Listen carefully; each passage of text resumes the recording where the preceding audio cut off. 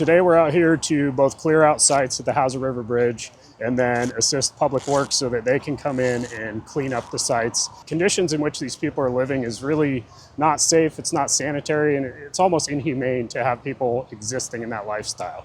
So we're trying to come up with this holistic approach where, yes, we tell people that they can't live here, but we also have connections to get them to resources if they choose to accept the offer.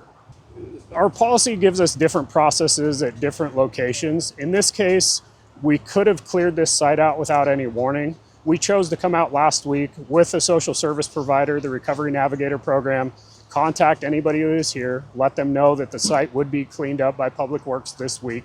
We also left a notice at one of the encampments that was vacant, and we couldn't make contact with anybody to make sure that they had the information about when property would be removed.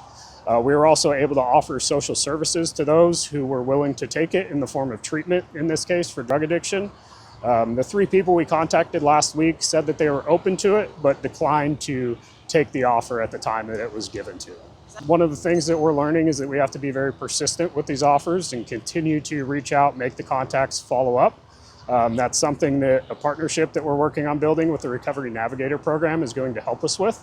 And so we're hoping that as we continue to bring the same people out, we can establish relationships and get people to accept some help so that we can kind of mitigate this problem permanently. Our focus has to be public safety. I'm a police officer. This is what I do every day.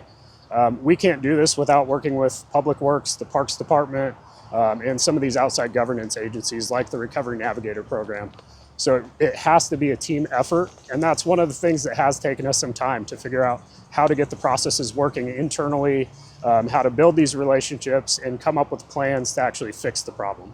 Social services aren't going to affect our decision about whether or not somebody is arrested. If somebody breaks the law, we can take enforcement action on that, and we will. The Recovery Navigator program works in the jails as well. So just because we arrest somebody for committing a crime does not mean that we cannot still offer them help. We are going to hold people accountable for breaking the law. We want people to call 911 and report problems so that we can be aware of them, and we will respond and decide what is appropriate.